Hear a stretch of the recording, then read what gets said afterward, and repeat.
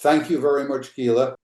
Any discussion of the Holocaust has to begin with an examination of the history of anti-Semitism. And I'm using the term anti-Semitism in the broadest way. I'm not talking yet about race. I'm talking about an intense dislike and hatred for the Jews.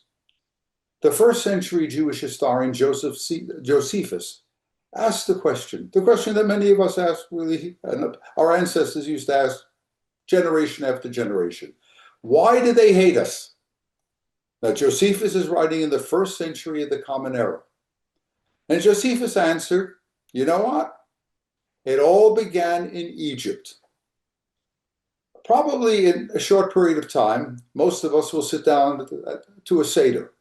And at the Seder, we will read the Haggadah, and the Haggadah will tell us how God led the Hebrews out of the land into the desert, into Mount Sinai, and of course, the giving of the Ten Commandments and the Torah, and so on.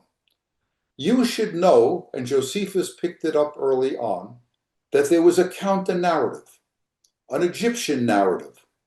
And the Egyptian narrative was, God did not lead the Hebrews out. We threw them out.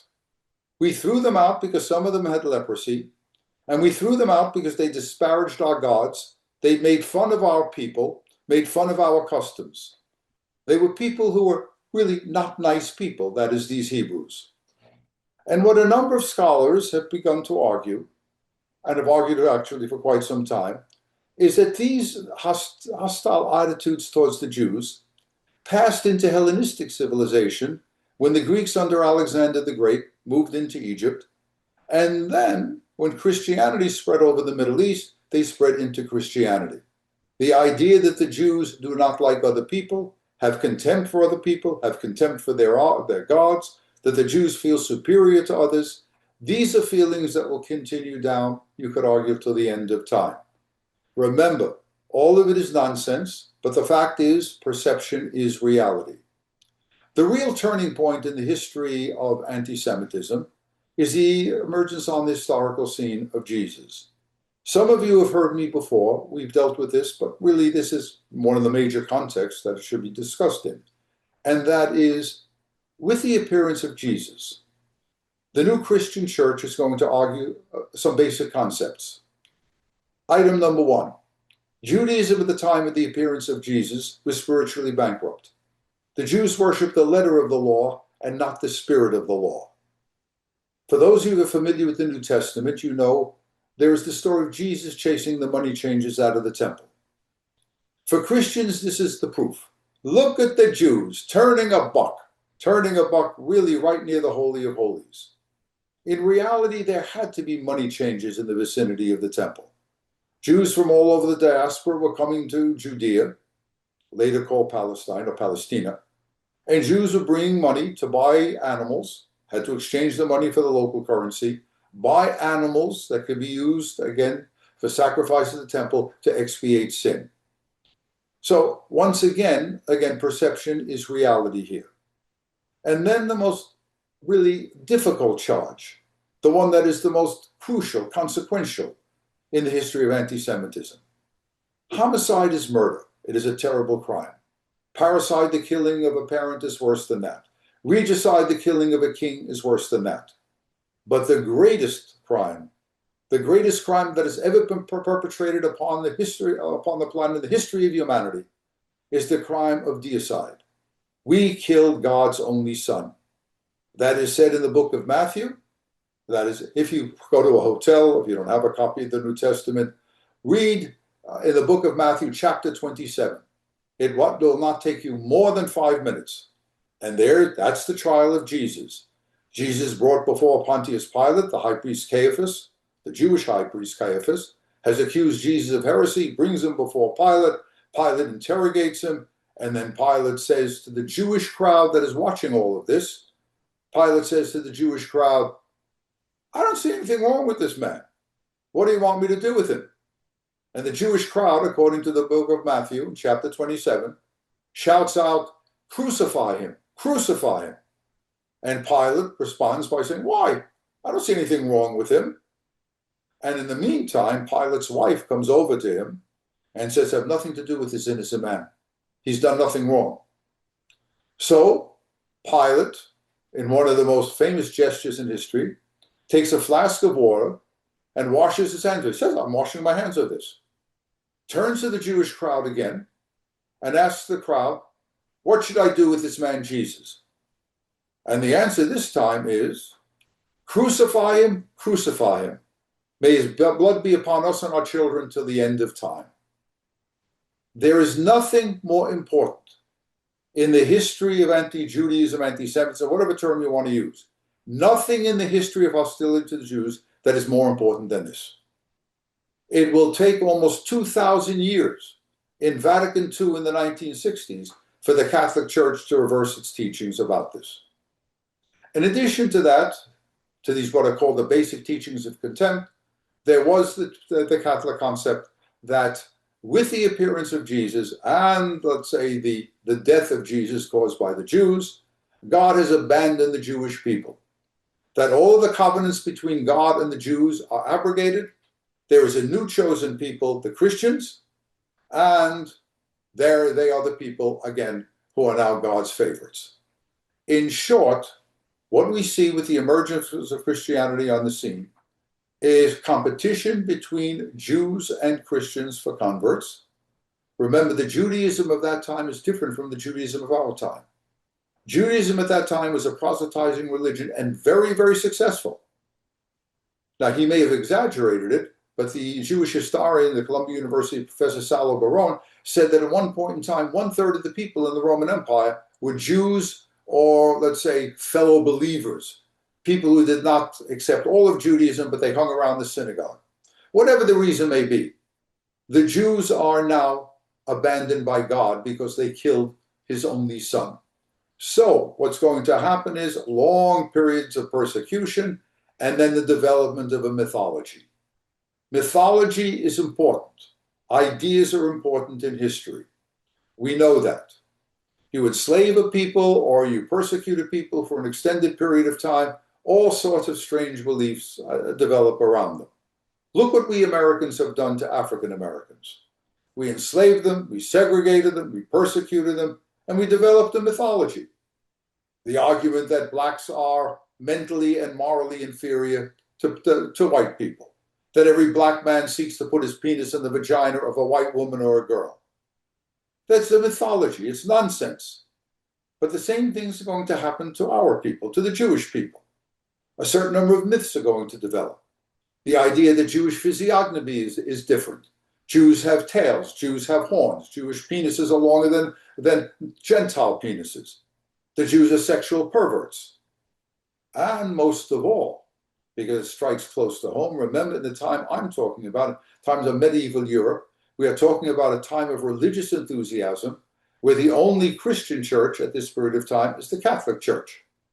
And so two peculiar myths develop about the Jews, very, very consequential. Many Jews will die as a consequence of this. One is blood libel.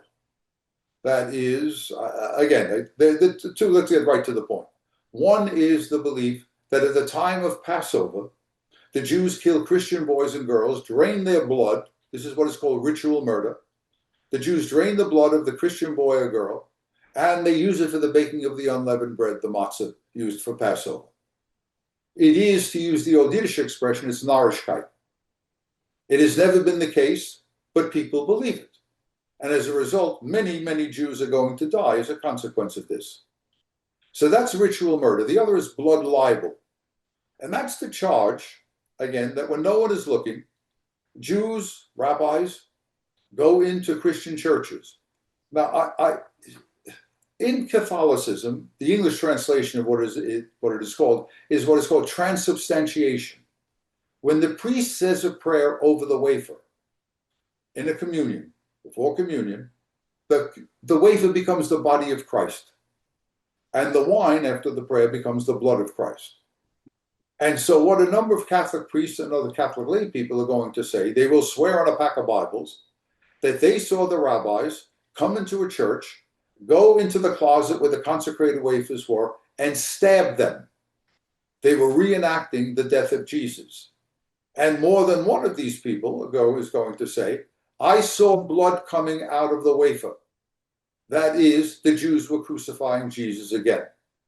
It is nonsense, but once again, perception is reality. If you ever get to Spain, and there's a church in Spain, I believe it is in Toledo. It used to be a mosque turned into a church. On one of the side doors, there's a fresco. And on one side of the door is a picture of Jews plucking out the heart of a Christian boy, I think it is, taking his bone. On the other side, the Jews are using it to bake the unleavened matzah. So these ideas are going to penetrate into Western civilization. And for some people, nothing is going to shake it. Nothing is going to really eradicate this from Western civilization. But comes the Enlightenment, comes the French Revolution, the Jews are going to be emancipated. And then there's another problem, and that is the Jews are now ferocious competitors in every area, in medicine, in law, in business. The Jews are now allowed out of the ghettos in Western and Central Europe, and they compete with the Gentile population. Let me give you some figures here. And they compete for entrance into the universities.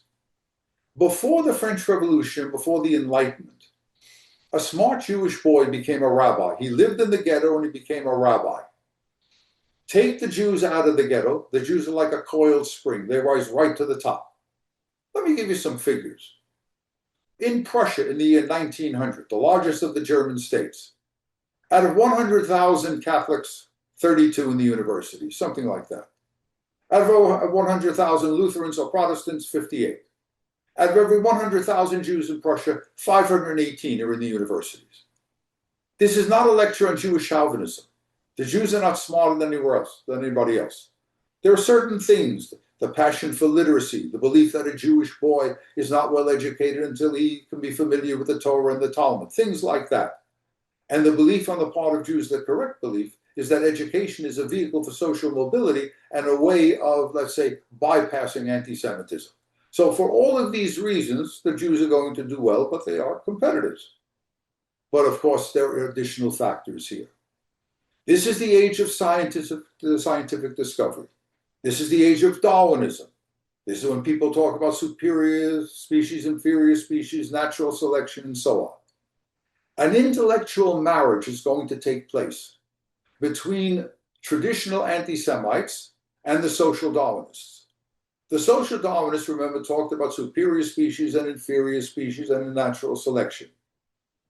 That's what the Darwinists spoke about that. The social Darwinists are not going to use the term species.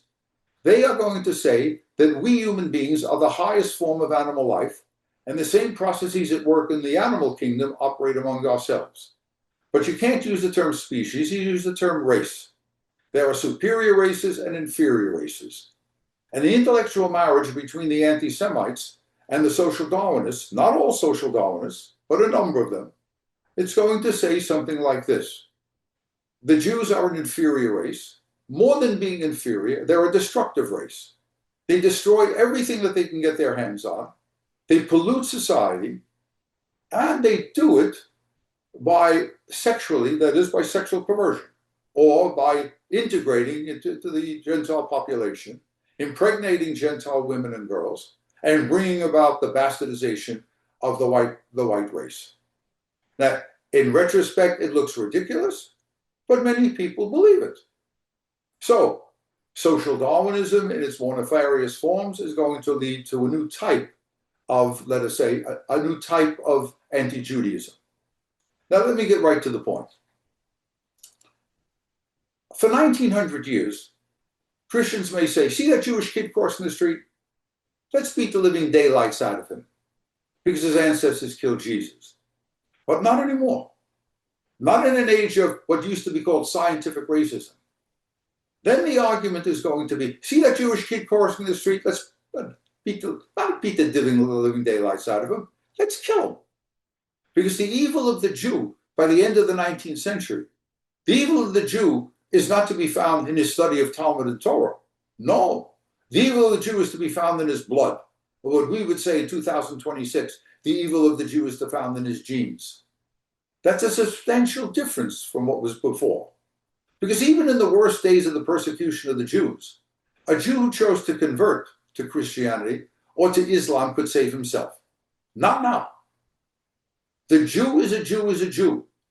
The evil of the Jew is in his blood, in his genes, his chromosomes, whatever term you want to use. Which means that if the Jew converts, if the Jew kisses the cross 1,000 times, it doesn't make any difference.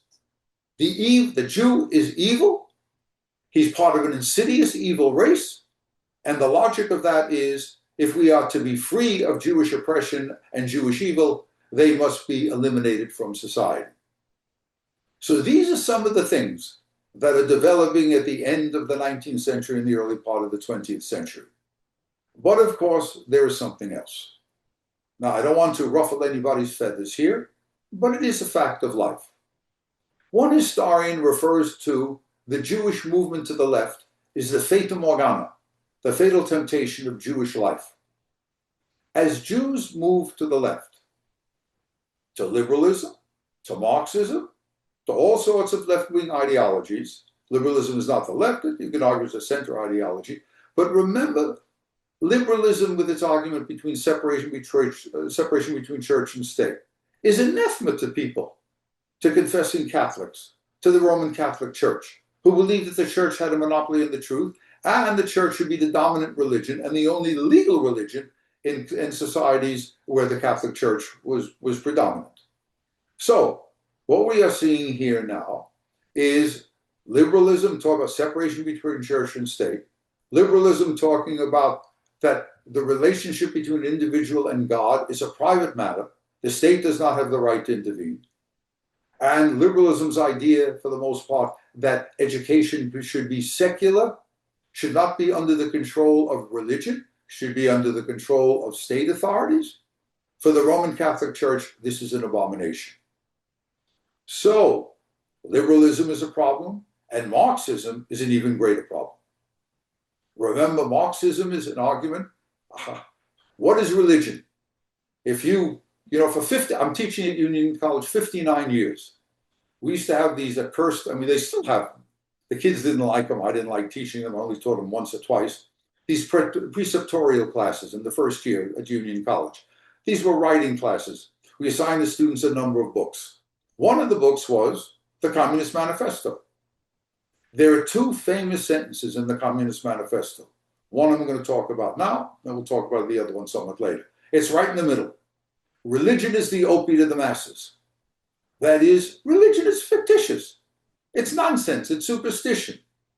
What the Marxist is saying, really, is when the molecules of your brain are in one way, that's heaven. In another way, that's God. In another way, that's hell.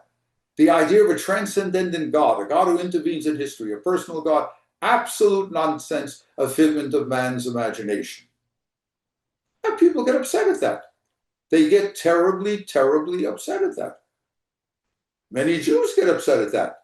Despite what the anti-Semites said, the overwhelming majority of Jews did not adhere to Marxist organizations. A disproportionate number of the Marxists were Jews, but the overwhelming majority of Jews were not Marxist because of its atheism, among other things. And then the attack upon private property, all of these things. So people are going to resent that. And the fact that a number of Jews were disproportionately represented in leading position in Marxist parties, or what we call social democratic parties, all over Europe, is going to generate a certain degree of anti-Semitism. You keep this in mind. It is very, very important. And so we have, the religious-based anti-Semitism, the competition of the Jews, the new ideas of race, and then the idea, again, the Jew is a pinko, or the Jew is red. The chief rabbi of Moscow in 1912 said it better than anybody else. He said in a famous statement, the Trotskys play the tune, but the Bronsteins pay the piper. Leon Trotsky, that's a pseudonym. Like many Russian Bolsheviks and Mensheviks, people on the left, they took pseudonyms to avoid the okhrana, the Tsar's secret police. So what's going to happen is his real name was Bronstein. And when he's asked in the 1920s, what are you, Comrade Bronstein? What are you? And the answer he's going to give is a good Marxist-Leninist answer. I'm a member of the International Proletariat. Who the devil did he think he was kidding? In the eyes of those people who hated communism, who feared communism, he was a G. He was a kike. That's what he was. And so once again, the movement to the left, together with all of the other things that I'm talking to you about, is going to generate a good deal of hostility towards the Jews. It is so powerfully integrated into Western civilization that nothing is going to be able to shake it. Not the Enlightenment, not Marxism, nothing. Nothing is going to be able to shake it in the eyes or the hearts of minds of large numbers of people. In Germany, the turning point comes in World War I. World War I is a catastrophe for everybody. The Germans had anticipated an easy victory, a quick victory. That wasn't going to take place. And as the war turns against the Germans, a number of higher-ranking Germans, both in society and in the army, are going to look at the Jews and say, the Jews are sitting out the war. They're playing around with our women and girls, while decent, patriotic German Christians, they're fighting at the front. The Jews are making a buck, they're benefiting from the war, and they call for, these people who are hostile to the Jews, they call for a Judencensus, a census. They want to see, they want to prove that the bulk of the Jewish community, people are eligible for service, they're not at the front. They're sitting out the war. And the census is conducted. But the results are not released until very late in the war, and in some cases not until after the war. And the census is very, very revealing. The fact of the matter is that there were 520,000 Jews in Germany out of a population of 65 million. 520,000 out of 65 million. Out of the 520,000 Jews, 100,000 were eligible to serve at the front. And nearly all of them, over 80,000, served at the front. That's a larger percentage, that is, of Gentiles serving in the German army. And in fact, of the 80,000 Jews or 90,000 Jews that served at the front, 12,000 were killed in action. That's a higher percentage than for German society at large. But I'm telling you what I tell the students on the first day of every day in class, and sometimes have to repeat it, perception is reality. There is the perception in Germany that the Jews are sitting out the war and turning a buck, making time with German women and girls, while the good, decent German Christians are getting their gullions shot off at the front. That's powerful stuff. And then the way the war ends. It doesn't end like World War II ended. By 1945, we had bombed, we in the RAF and the Red Air Force, had leveled every German city, town, and village to smithereens. And every inch of German soil was occupied by Allied forces. No German in 1945, even the most ferocious Nazi, could deny that Germany had lost the war. At 11 o'clock in the morning of the 11th day of the 11th month of 1918, 11 a.m., the guns fall silent, the armistice is signed, the Germans are paying a price now, but the German army was still deep in France in an occupation of nearly all of Belgium. How could they have lost the war? For 6 months, the Kaiser's government has been telling the German people, one last push by our gallant soldiers will take the Channel ports, we'll overwhelm the British and French armies before the Americans get there. There's light at the end of the tunnel. One last push and we're going to pull it off. And then it's over. How could it be over for large numbers of Germans? The myths begin. The conspiratorial thoughts begin. Our gallant soldiers would have won the war. They were on the verge of victory, but they were stabbed in the back by the rear. The socialists, the communists, the Jews, the Masons, the trade union people, they all stabbed our soldiers in the back. They all, one way or other, were following orders from communist Moscow. Again, it's nonsense. The German army was defeated on the field of battle because there were too many British and French and American and Canadian and French colonial and British colonial soldiers. And the financial resources of the Germans was not quite good. And the blockade was devastating German civilian life and the German army. That's why Germany lost the war. But people have a desire for simple answers. They want one answer, not a multitude of answers. This, I must tell you, we'll come back to this again and again. This is the intellectual coherence of anti-Semitism. You may think that's an oxymoron, coherent anti-Semitism. It is not.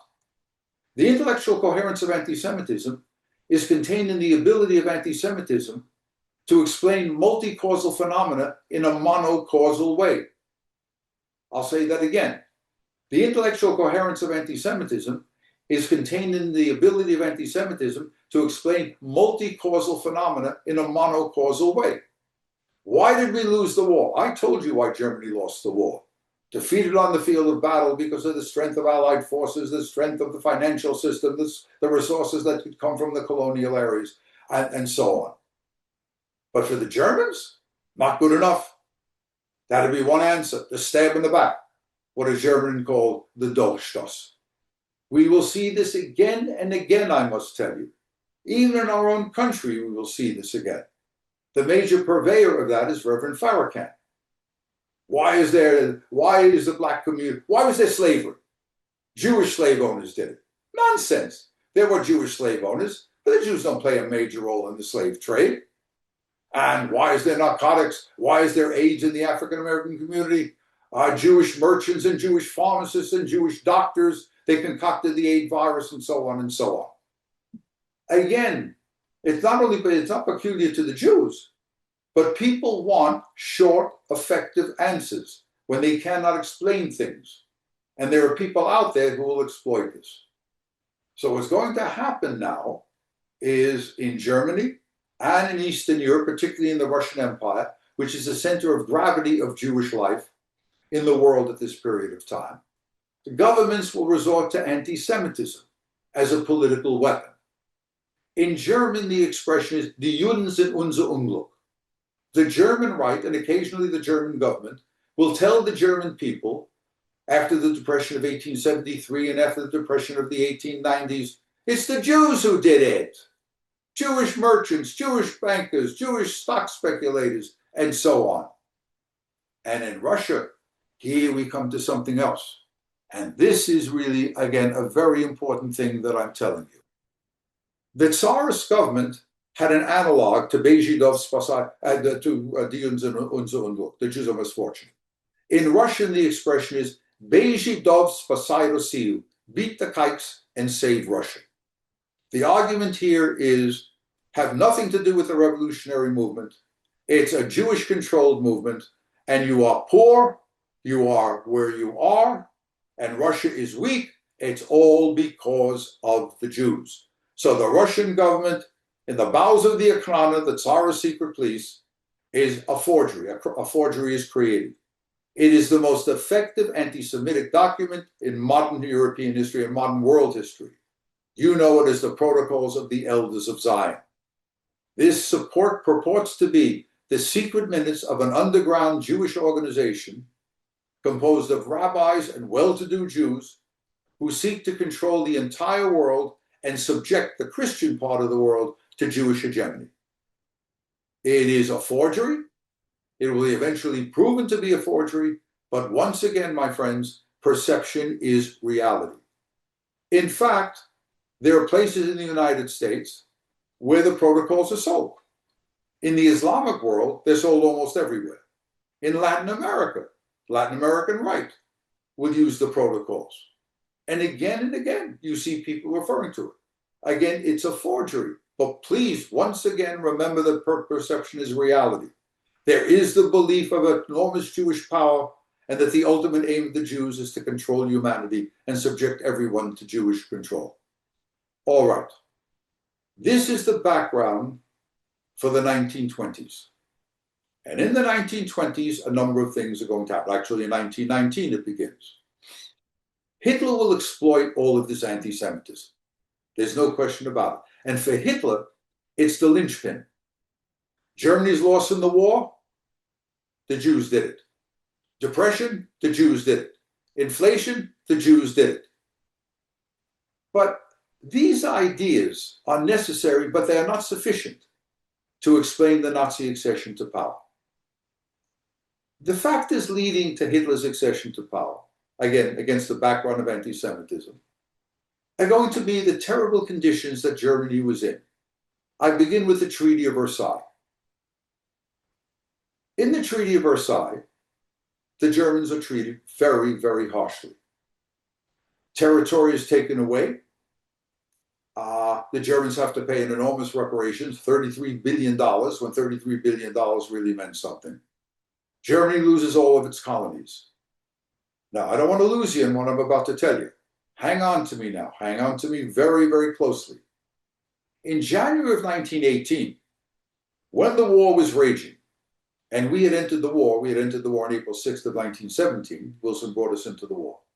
In order to maybe bring a short end to the war, Wilson promulgated the 14 points. And in the 14 points, if you remember from your college and high school history classes, in the 14 points, there was one particular point. That is his proposal to go back to the status quo ante. He proposed to the Allied forces and to the Germans, we're going to end the war, and we're going to end the war by going back to what it was before August 1st of 1914. On August 1st, 1914, the Germans invaded Belgium, and that started World War I. We're going to go back to the way it was. And no one's going to pay reparations. No one's going to lose territory. No one's going to lose colonies. We're going to bring it back just to the way it was before the war began.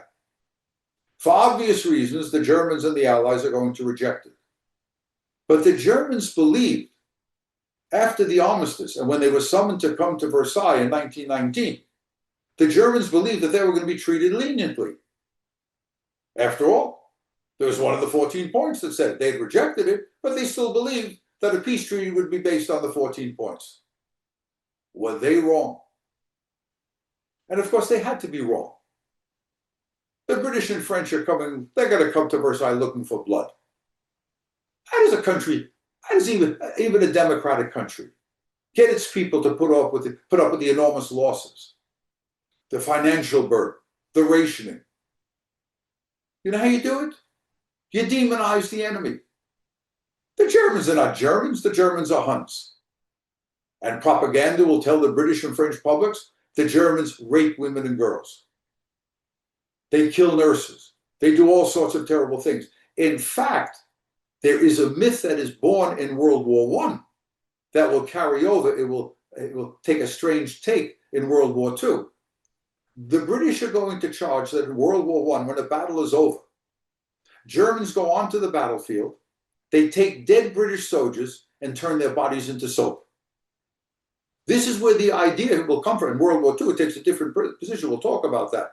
But I must tell you, for all of the things that we were taught in high school and college history class, or wherever it may be, and then the yeshivot and the day schools, the Hebrew schools, there is no evidence. It may have taken place. I cannot deny this. But there is no evidence that the Germans turned Jews into soap. There is no evidence. And it begins, this idea, of course, it comes from World War I, but it takes a different form in World War II. So you have this terrible propaganda, and then the governments are telling, British, French governments are telling their people, when this lousy, stinking war is over, those German bastards are going to be made to pay for it. We're going to realize suck it to them. So never rise again. And they're going to pay for all the social services that we're going to give to the widows and those children that have been orphaned. In other words, we're going to make the Germans pay for it. And in fact, in the Treaty of Versailles, there is the infamous Article 231. That's the war guilt clause, in which it is stated that Germany was solely responsible for the outbreak of war. Germany was responsible for all of the atrocities, and that's why Germany has to pay the enormous price that is exacted from them from the Treaty of Versailles. The Germans saw things very, very differently. And there's something else. In order to make sure that the German delegation to Versailles signed the treaty, the British kept the blockade on Germany after the armistice of November 11th, 1918. We believe that tens upon tens of thousands of German citizens, particularly large numbers of German children, starved, died because of the British blockade. This is some of the reasons that Hitler is going to come to power, because Hitler is going to spit on the Treaty of Versailles. and Germans from the left to the right, including large numbers of German Jews, if not all of the German Jewish community, whatever they may have felt about political parties, about Germany, they believed that Germany was treated unfairly and unduly harshly by the Treaty of Versailles, and it had to be reversed.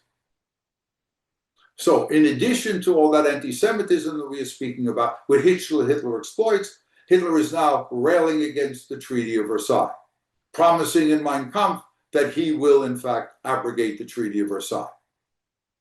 And then there is something that I made mention of to you before. You cannot explain the 20th century. Now, no one can explain a century in its totality, but you cannot come close to understanding the 20th century unless you understand the fear of communism and the fear of communism and the appeal of communism. I went over with it before with you. The idea that communists don't believe in God, they don't believe in private property, don't believe in all the sorts of these things. All of these things are going to lead people to fear them. Look in our own country. Now, I must tell you, don't get upset what I'm about to tell you here, because I know a lot of people in California and elsewhere are transplants from the Northeast. So, when I talk to students about this, I say, how many of you come from that overrated city of Boston and that overrated state of Massachusetts? And the kids raise their hands and they raise them, yes, we do. And we root for the Patriots and we root for the Celtics and so on and all of that stuff. And then I say to them, if you do not know what I'm about to tell you, you tell your parents to go back to the school superintendents and get your education tax money back. Why should somebody in Boston and in Massachusetts, why should people there, more than any other people living in any other state in the United States, be more conscious of what I'm talking about? That is that fear of communism and leading to unfortunate circumstances. Now, if you're out there thinking I'm not going to call upon you, I can't see you, so I'm not going to call upon you, and we got to finish before Shavuos, so I will give you the answer. The most controversial political trial in American history took place in Massachusetts. That's the Sacco-Vanzetti trial in the 1920s, when two Italian fishermen on the left, probably anarchists, not communists, on the left, were accused of throwing a bomb at a demonstration. A number of people died. And you know what follows there. First of all, they're executed. Second, remember, always keep in mind the geography. We are 4,500 to 5,000 miles from the Soviet frontier. And yet we're pissing in our boots. Red Scare after Red Scare, the House of Un-American Activity Committees, right? Harsh immigration legislation. The first Senator McCarthy, the Hollywood blacklist. And again, we are so far from the Soviet border. The closer you get to the Soviet border, in countries that have a contiguous frontier with the Soviet Union, or you're less than 500 miles away, the fear of communism is absolutely tremendous. And that's what Hitler's going to exploit. Not only the Treaty of Versailles, not only the injustice that was meted out to the Germans, not only the anti-Semitism, which is his linchpin for explaining so much of what is happening, but now that fear of communism. No discussion of Hitler's accession to power can be complete without discussing how he exploited the fear of communism. What Hitler was really saying to the German people, he said, I know we don't look too good to you. I know. I don't have the education that a German should have. I'm not even a German, I'm an Austrian. I'm a Catholic living in a Lutheran country. I know that. And I never rose above the rank of corporal. I know I've got all these strikes against me. But here's one thing you German people should know. My boys, they're a tough bunch. Maybe your daughters don't want to marry into the brown shirts, the SA, the Sturmabteilung, or into the SS, the black shirts. But one thing you Germans should know. My Nazi party is the only party that can save Germany from communism. And I'm telling you now, that's powerful stuff. That fear of communism is absolutely tremendous, and it will explain a lot that happens during the Holocaust. And then, of course, we come to the Depression. Listen to these figures in Germany. In 1928, a year before the stock market collapse, a year before the onset of the Depression, the Nazi Party received 800,000 votes out of about 20 million. But that's less than 5% of the vote, right? 1930, 6.5 million votes. 1932, 13,187,000 votes. 37.6% of the popular vote, a clear plurality. Again, all of these things are going to play a role. And the slogan of the Nazi Party, a very clever slogan. National Socialism is the opposite of what exists today. And that's why. These are the reasons that why Hitler will come to power. And then, last point for me before I open it up for questions. Never, never, never minimize the role of personality in history. This man, Hitler, was a remarkable man. Absolutely remarkable. This man knew what his people wanted. They wanted repudiation of Versailles. They wanted an end to the Depression. They wanted someone to help them combat communism. As early as 1923, a writer writes, and he's not a Nazi. He probably doesn't even know that Hitler is there, because the party was insignificant in 1923, up until the putsch of November 9th of 1923. Listen to what this guy writes. Where he is, nobody knows. Is he the son of a peasant, the son of a merchant, the son of a prince? Nobody knows. Does he live in a mansion? Does he live in a hovel? Does he live in a tenement? Nobody knows. But every German knows that our Führer is out there. That there's a man out there, a leader who will come and who will save us. And I'm telling you, by the end of the 20s and the early 1930s, against the background of everything that I discussed with you, there is a belief that Adolf Hitler is precisely that man. And then when you look at the memoir literature written by Nazis, they tell you things that, again, they're outside of the realm of the historian. I have a friend sitting next to me who's a psychiatrist, a very gifted man. Maybe he knows the answer. I tell people that when I talked about the personality of Hitler, I'm saying, you're dealing with something that's outside of the realm of the historian and the political scientist. Maybe it's in the realm of the psychoanalyst. People who spoke to Hitler were literally, not figuratively, literally mesmerized by him. People who were not Nazis, they meet with him. The eyes, the burning eye burn right into you. The enormous self-confidence. I am right. I can save Germany. This is what is wrong with Germany. I'm telling you, I've gone through the literature. I've gone through the memoir written by people, by Nazis. Some of whom are later going to be executed at Nuremberg. It's absolutely incredible. I couldn't take my eyes off of him. He was so convincing in what he said. I came out convinced that this was the man that could save Germany. He's the only man that could save Germany. So I've tried to give you, in about 45 minutes, the reasons for the Nazi accession to power. And of course, Hitler benefited by something else. And that is, he wasn't taken seriously by some people.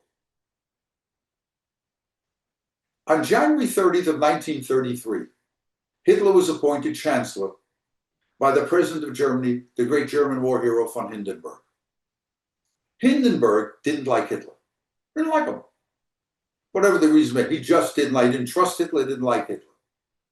His son and the leader of the Catholic Center Party used an expression, the English expression translation is, we will frame him in. Don't worry. We need him to be a figurehead because his party and parties to the right have a majority in the Reichstag. They have a majority there. We can't rule without them. They will disrupt everything if we don't appoint Hitler as chancellor. But don't worry, we're going to frame him in. You can't frame this man in. This was a brilliant opportunist who learned lessons. When he took a hit, he learned a lesson. You know what the hit was? November 9th, 1933. Hitler overreaches himself. He thinks the party is powerful enough, the German people are behind him, and he carries out what comes to be known as the Putsch, the revolt in Munich on November 9th of 1923. The Nazis roll out. They go from the beer hall, they go out into the streets, but the German police, the Bavarian police, stop them. And the German army stops. They open fire. A number of Nazis are killed. Hitler's lucky. He's lucky throughout his life. Here, I'll give you something. We'll talk about this later on. There were 38 assassination attempts against Adolf Hitler. Had just one of them at any point in time succeeded, the history of the world would have been different. He's not shot. And then he's arrested.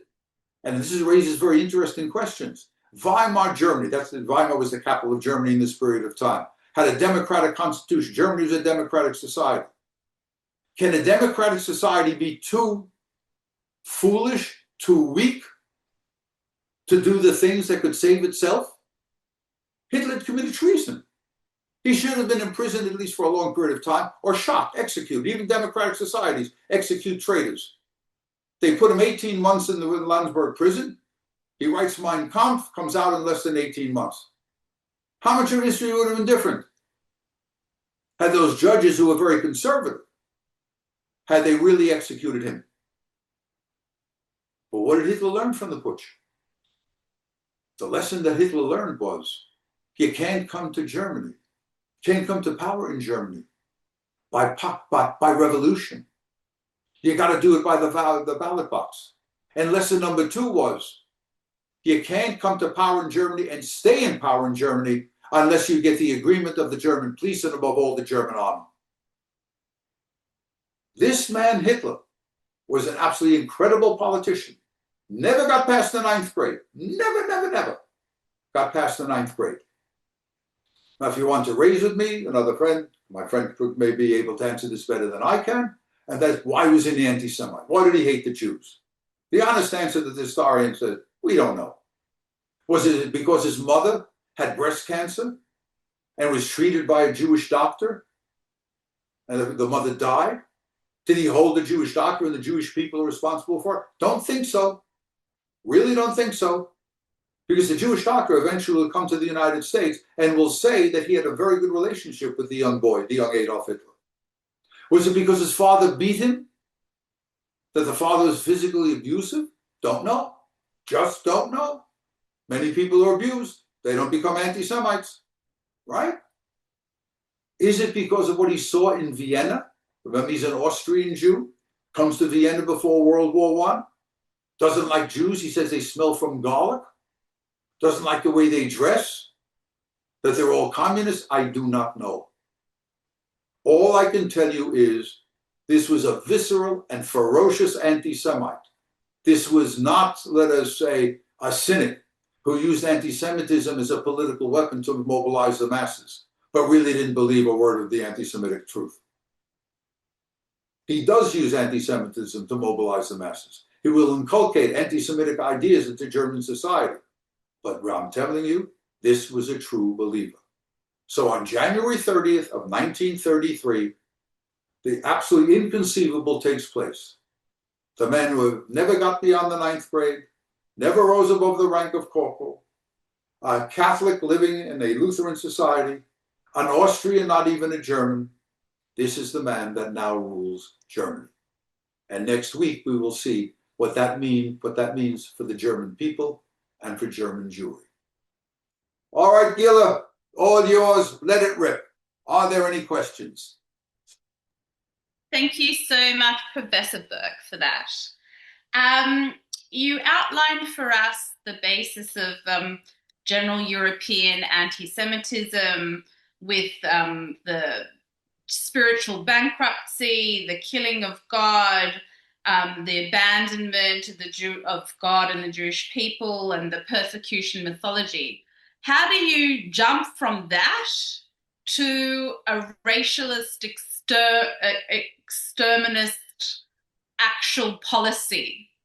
How do you get from the history of anti-Semitism to and traditional Christian anti-Judaism to an actual racial policy? In a short way, religious anti-Semitism or religious anti-Judaism is so strong it never disappears from Christian society. By the second half of the 19th century, we're talking about an age of scientific discovery. So there are a number of people who, let us say, they don't care. The Jews killed Jesus. Who gives a hoot about that? What they are going to say, however, because of some aspects of social Darwinism, is that the Jews are an insidious race.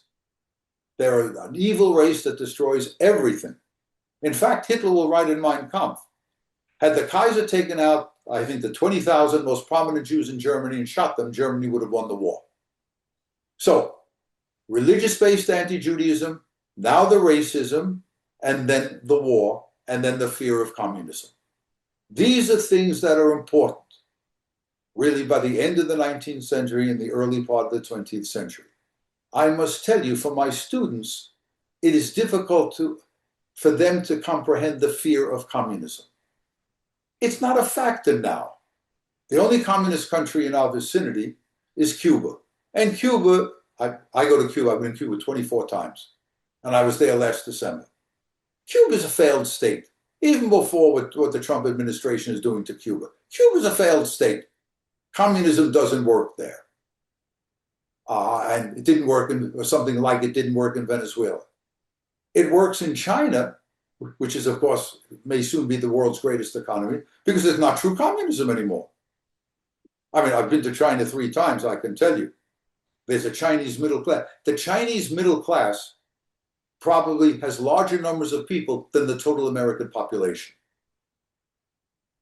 I mean, when you go to a hotel in China, in a nice hotel in China, and what's in the basement? The Rolls-Royce distributorship. And the Rolls-Royces are not being bought by foreigners, they're being bought by Chinese. I have Chinese students who come from the wealthiest segments of Chinese society. Schools all over the United States and Europe are looking to bring in Chinese students because they can pay the freight. So what I'm trying to tell you here is the students today, they don't know about the fear of communism.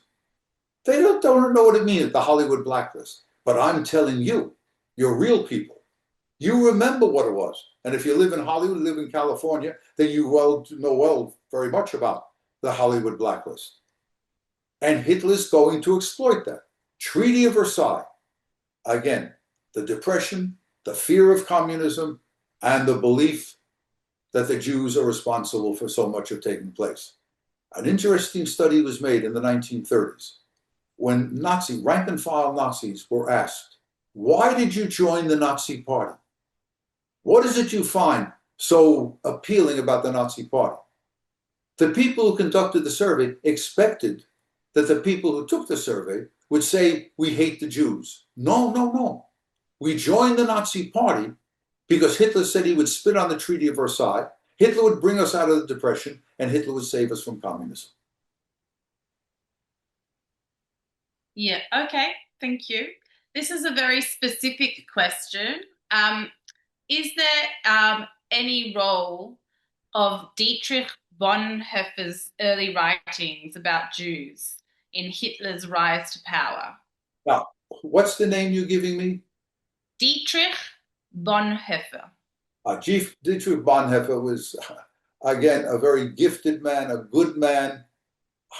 He made many of not many, because there weren't many, a number of Lutheran ministers, like Bonhoeffer and Niemöller, may have been attracted to Hitler early on. Now, here we come to something that is really fundamental in history. People, what I've called it years before people used it now, the law of unintended consequences. Did the people who voted Nazi in 1932, did they think it would end up in Auschwitz? That every German city and town would be reduced to rubble? No, they didn't know that. Bonhoeffer and Niemöller, that's the one, first they came for this one, and then they came for that one, and they came for me, and there was nobody to help me. They saw in Hitler someone who could bring Germany back again. But they were quickly disabused of that. That's the point I'm trying to make.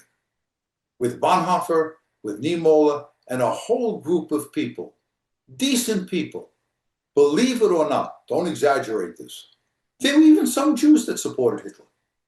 Some German, ultra-patriotic German Jews.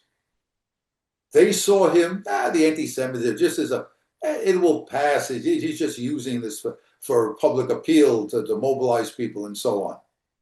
But he's going to make Germany great again. He's going to make this country, going to reverse the verdict of World War I.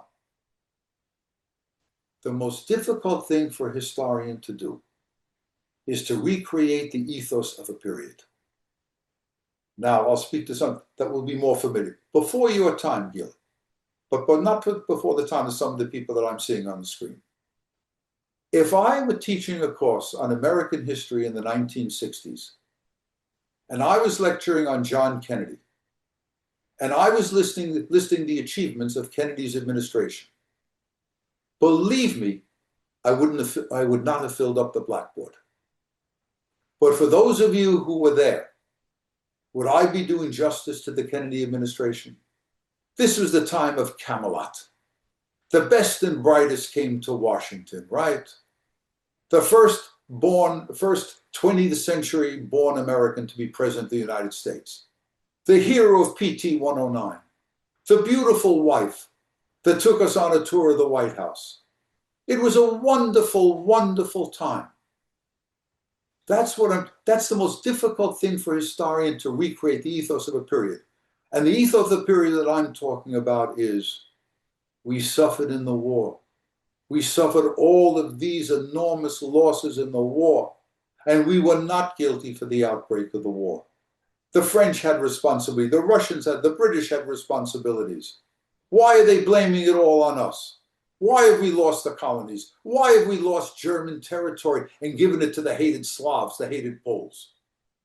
This is the ethos of the period. This is what Hitler is banking on. And this is what Hitler is able to exploit. These people, even the anti-Semites, did they really think that the Jews should be gassed and cremated? Not then. You want to sock it to the Jews? Eliminate the Jews from Germany? But to gas and cremate them, kill 6 million? Not on your life. That will change once the Nazis come to power. Go ahead. Well, I guess that then piggybacks on somebody else's question, which maybe you'll cover in future lectures, on intentionalist versus functionalist debate about Hitler and the Holocaust. Those debates was Hitler hell-bent from the very beginning of his political career on killing the Jews? Or was the pressure of circumstances, the pressure of the war, the refusal of other countries to take in the Jews that turns him to be? I'm an intentionalist on this. I believe that Hitler, early on, wanted at the very least to eliminate the Jews from Germany. That this was a virulent anti-Semite, and it is not a difficult decision for him. Once the Germans occupy nearly all of Europe, continental Europe, and they have all of these Jews, all of these hated Jews, for me, it is not a giant step for Hitler to say, we're going to get rid of them and we're going to kill them. Thank you. And the last question, you've painted a picture for us of the Treaty of Versailles and also the blame that Germany got and the reparations and the depression. Is that the only thing that really makes Germany stand out as the playground for this to take place, as opposed to any other of the European countries that also have long withstanding anti-Semitism? Like all the questions, this is a very good question. Let me give you an anecdote, a true anecdote. It's 1912, and a group of elderly German Jews are at a cafe in Berlin. True story. And one of these guys gets up and says, I had this terrible dream. Then about 30 or 40 years from now, Jewish children will be dropped into fires. And Jews are going to be killed. Wherever they are, they're going to be killed all over Europe. And you know what the other Jews said? Now you go to the head of the class, if you can get this, why they said it. Those French bastards, they wouldn't do that. Now, if you're my students, I'd come down from the podium and ask, why would they say that? Why would they say that? Why would they say the French bastards? Not even the French would do that, something like that. And the answer is because of the Dreyfus affair, where liberal democratic Republican France turned with venom upon the Jews because of the Dreyfus affair. And I must tell you, more than you get your money's worth here. Some of those impressionists, those great impressionists that you see when you go to the museums, half of those great impressionists were virulent anti-Semites. And they supported what are called the anti-Dreyfusards. So, what can I say to you there on this? It's perfect. Go ahead. What were you going to say? No, it's multifactorial. It's not just one thing. Yeah, that's what it is. So why is it the answer to why Germany? Yeah, Russia was anti-Semitic. The most anti-Semitic country in Europe before World War I, probably interwar period as well, was Romania. Romania was the worst place for Jews in the world. A very, very difficult place. But what makes Germany German? Why are the Germans? Well, you get Hitler's personality. Never minimize the role of personality. The long-standing anti-Semitism within Germany. And then those peculiar aspects. The loss in the war. The unexpected loss in the war. The harshness of the Treaty of Versailles. The strength of the German Communist Party. And again, Hitler's personality for the third time. These are the reasons why Germany provides the impetus for the Holocaust. But as we are going to see, as this lecture series unfolds, the war against the Jews was a pan-European phenomenon. There was no country in Europe that did not have large numbers of anti-Semites and in which there was a large amount of collaboration with the Nazis. And that includes Denmark and includes Bulgaria. The war against the Jews, for the second time, was a pan-European phenomenon, and it sealed the fate of the Jews of German-occupied Europe. What about Switzerland? Switzerland, the problem for Jews in Switzerland do not have a problem. It's the Jews who want to come into Switzerland, fleeing Germany and Austria. They have a problem because of the German cantons. They are going to oppose Jewish immigration into Switzerland. If you can get the film that I'm about to say to you, get it. It's a very, very good film. It's a golden oldie. It's a docudrama called The Lifeboat is Full. The Lifeboat is Full. It's a docudrama on Switzerland in the 30s and during the war. Thank you. Thank you for everything. Thank you for the introduction to this series. It's made it very scintillating, and I think everybody is going to tune in for the rest. Thank you to everybody for listening, and thank you, Professor Berk. Thank you. It's always a privilege to speak to this group. Thank you very, very much for listening. God willing, we'll see each other next Sunday. That would be amazing. Thank you to everybody for tuning in. And as I mentioned, on Tuesday, we have the 100 artifacts from YIVO, and then on Thursday, the members only with Dr. Sharon Keller. Looking forward to seeing you all online sometime soon. Bye for now. Bye-bye, and stay safe, Gila. Thank you.